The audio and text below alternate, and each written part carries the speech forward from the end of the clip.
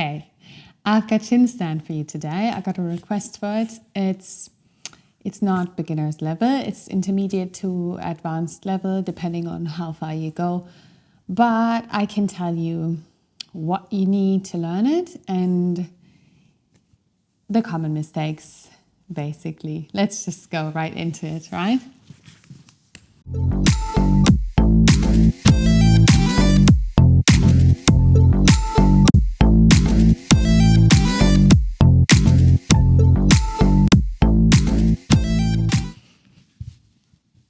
Okay, so there's 3 common problems with chin stand.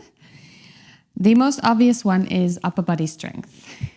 I can't help you with that unless you do some work for your upper body strength. I have a video for that, so that might help, right? And I'm going to show you one thing that you can do in the meantime as well.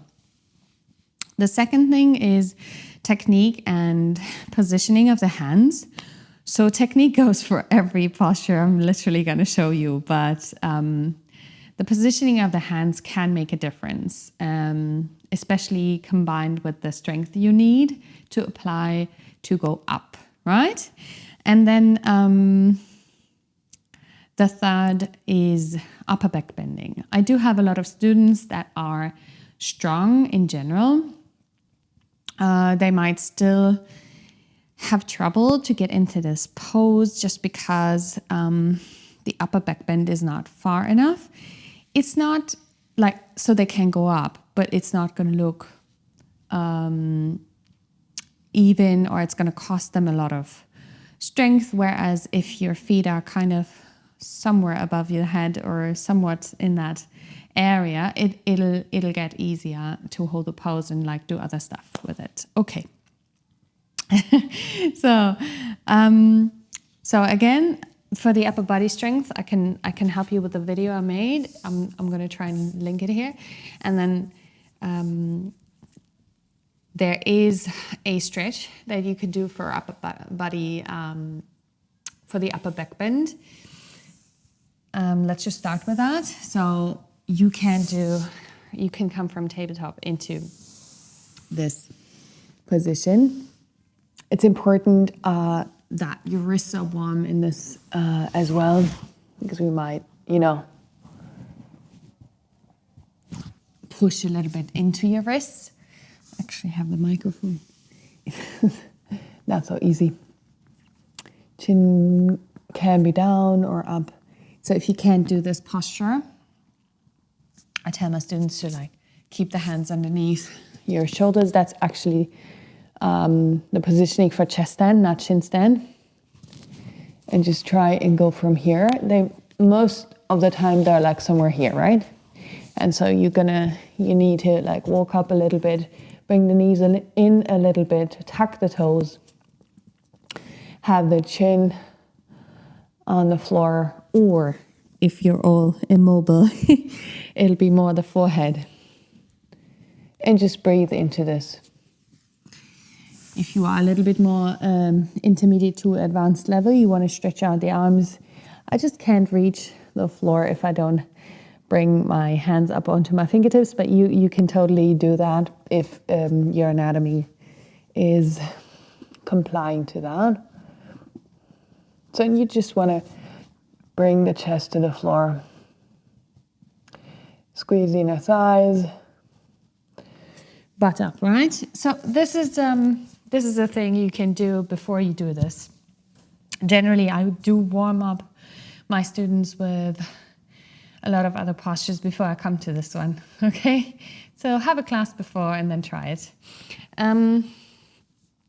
Bring your hands underneath your shoulder level and just go into downward facing dog.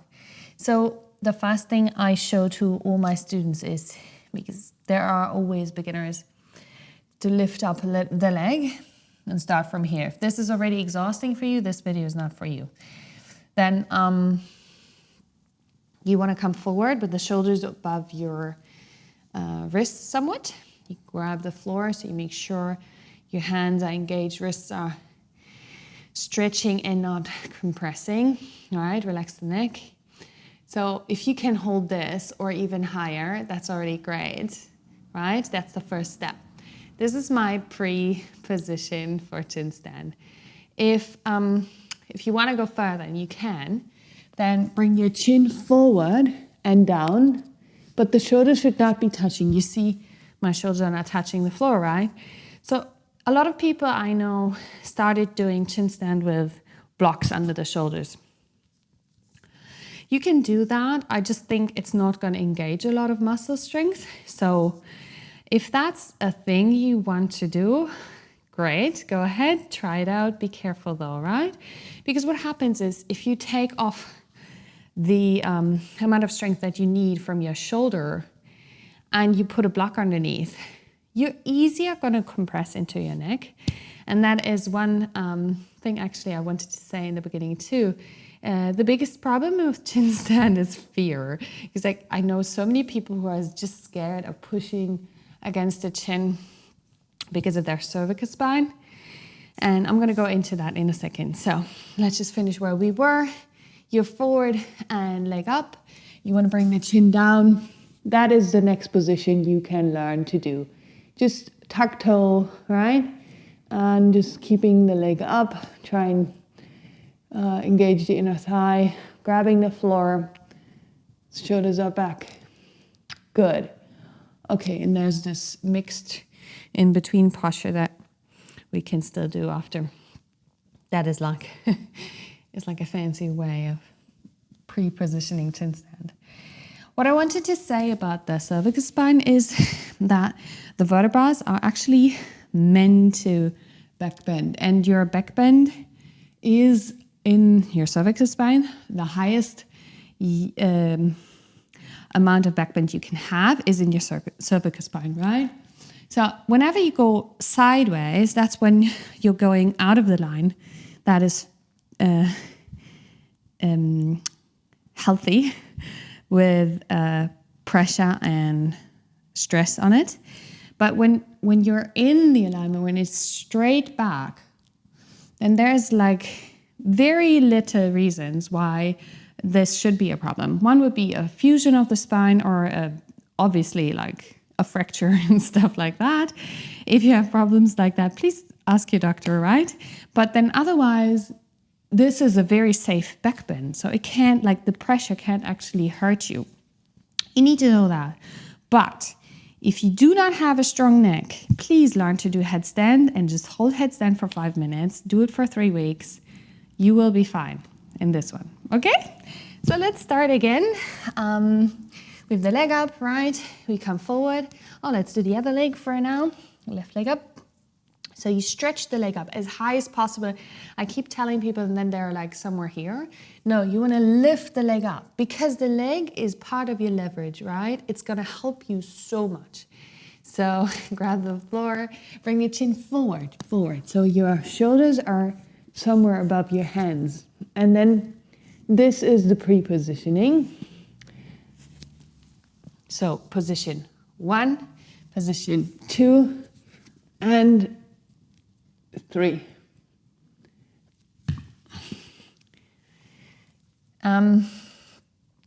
It is easier to go up while bending the knee that is still on the floor. Let me show that again.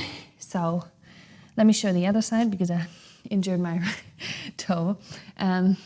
Lean forward, lifting the chest, right? Coming forward, chin is down. Now pushing into the floor with the palms heels, like the heels of your hands. And then just bringing the leg up.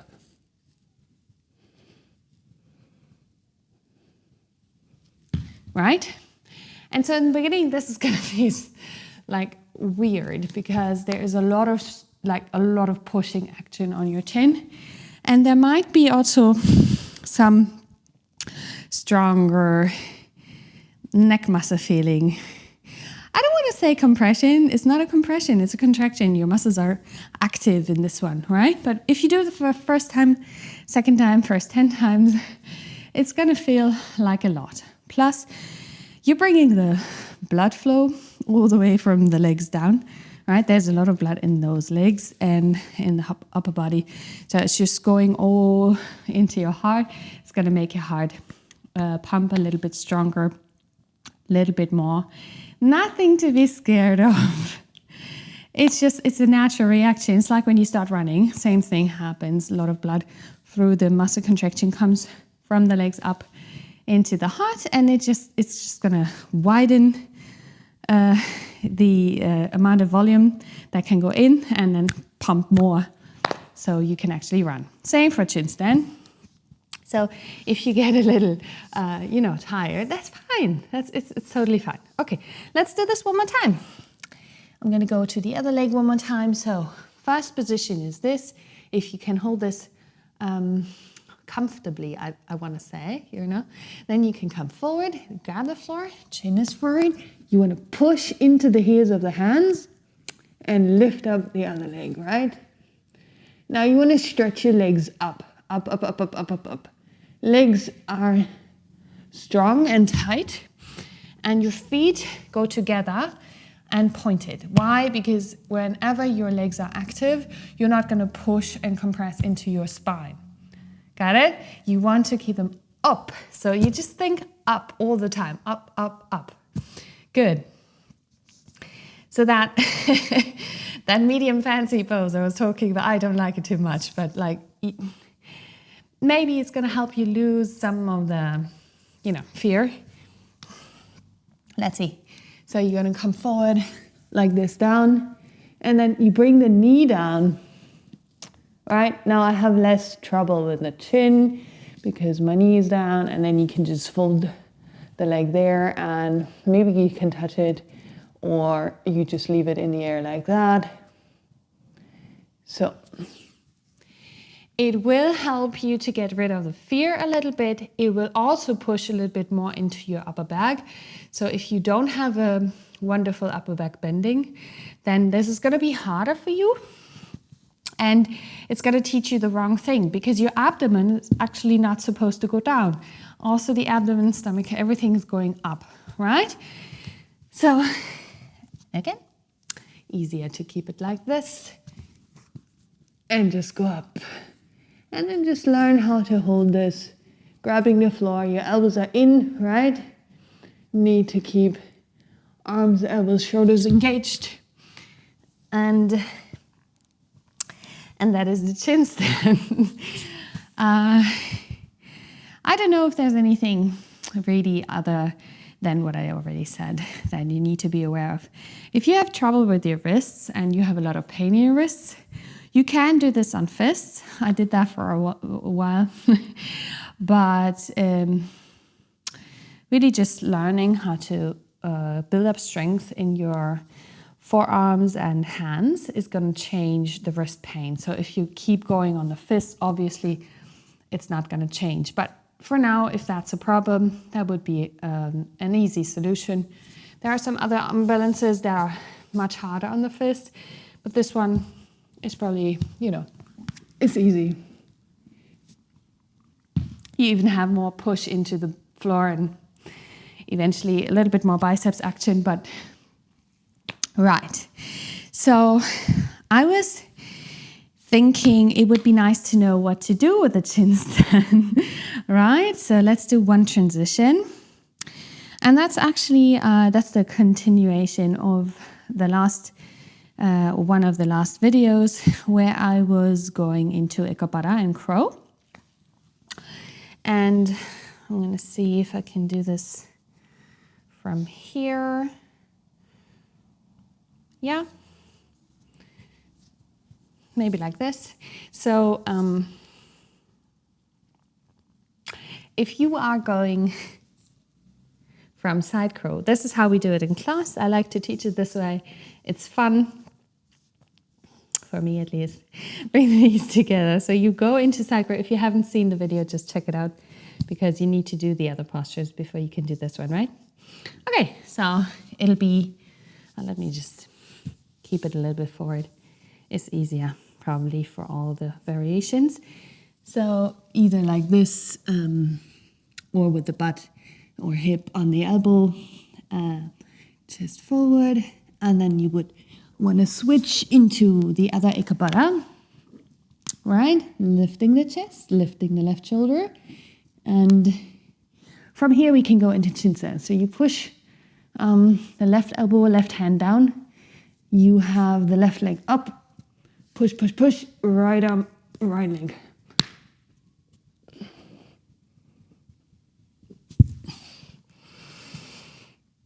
From these transitions, you will need upper body strength. I'm going to keep saying it, so just please try and build the strength and then come back to this one. But basically, that was not everything. That was just the beginning. So this transition is fun. Oh no, we're not going down right away. So into EKA PADA, right? Then you bring your right foot in close to the body. Push the left hand, arm down. And now you want to switch it to the other side. Right? Okay. So can be intense for arms, shoulders, wrists. But it's a way to switch from one crow to the other side. So we'll, just for fun, do it on the other side as well. You can tell also for me, this is, it can be tiring. But it's so much fun. Okay, so let's do the other side. So we're gonna have the hands in. Let me just do the easy one. Straighten. Then switch, left leg forward, right leg back. Bring the chin down.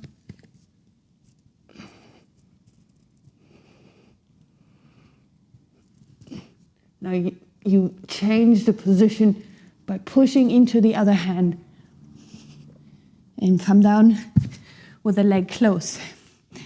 So I wanted to show you one more problem that some of my students have that are more advanced, but they can still switch the legs. So one thing is what I said in the beginning, the technique and the positioning of the hands or the pushing into the hands is a big part. If you're aware of it, it will change over time, over repetition, right? The other thing is I'm going to try and show that from the profile.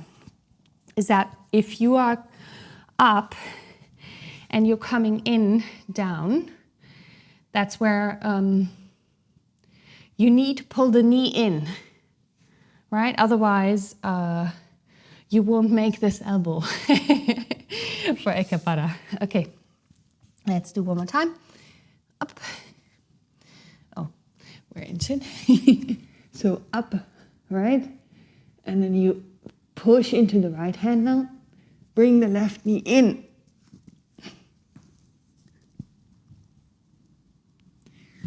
And then straighten it, right? Okay, good. Yeah, that's fun. So let me know if there's any more questions. Easiest to learn is this. Do it after every class you do and just start, like I said, from the beginning. Start with the first, try and hold it. If you can hold this comfortably, go into this one, try and hold it until it's comfortable. Push into the hand, hop a little closer, jump up, bam. Right? Got the legs together, got the feet together, and think up. Push down, think up. All right. So I hope you had some fun with that. Yeah, let me know if you have any questions, if I should go into one detail more. And otherwise, I see you next time. Bye.